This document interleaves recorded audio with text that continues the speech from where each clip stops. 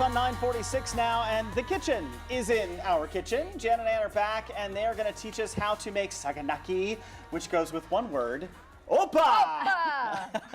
So let's as we get started here, let's do this, and then we'll talk about some of the history. So what do we have going on here? Basically, we've soaked some Kasseri cheese. Some who? Kasseri cheese. Kasseri, and what is that? It's a sheep's milk cheese. Okay. It's native to Greece. All right. And basically, you've got the butter in the pan, so we're going to actually throw this in there with you that, got it. Right? All right. So you get your butter nice and toasty. You dredge your Kasseri cheese into simple flour. Into the flour. The Kasseri cheese has been soaking in brandy, and I don't know about you, but I think everything's better when it's soaked in alcohol. Everything is better that For way. sure. All right, so we're just going to put this in Plop there. it in. Right in. All right. And then do another one just so you have Just a for lot fun. to eat. You got it. Give it a season of salt and pepper. So tell us about, this is a Greek tradition. Tell us about this.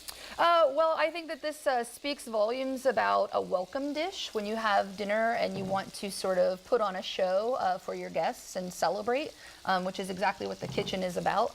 Not necessarily the show, that's free. Well, speaking of which, because you're going to do this with a whole bunch of people this weekend. Totally. We are, yeah. So we have a group of about 40 coming on Saturday night for 40?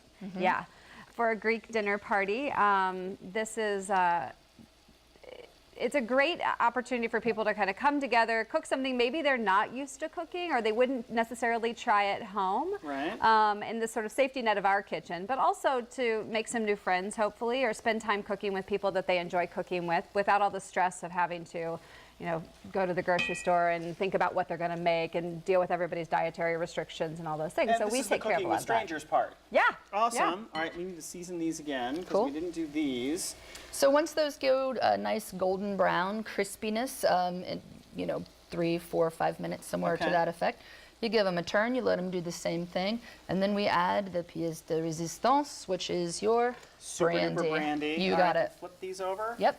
All right. Kasseri cheese is the type of cheese, maybe you've heard of halloumi, which is a firmer style of cheese so that you can actually pan fry it. You wouldn't be able to do this with, let's say, mozzarella. Because it'll just turn to You goo. got it, yeah. Just big goo. Totally. We're not actually going to have time to wait for that No for worries. the next 5 or 10 minutes, so let's just do Dump this. it. Let's do All right, it. so this is just straight up brandy. Straight up brandy. You pour that in. The flame comes afterwards. You actually have And to now flame we it. say, Oppa! Oppa! There it is, setting the world on fire. And now, all right, so we're dumping this right on it? You got it. And the alcohol will basically burn off once it reaches the point of all the alcohol being gone. And does that leave a flavor? It does, yeah, absolutely. It leaves the flavor of the brandy without the sharpness or bitterness of the alcohol itself. And what does that do to the cheese? It makes it delicious. It just, well, okay. It sort of infuses into the protein of the cheese. All right, so let's get one of these out. Watch your hand. Hey, easy, easy.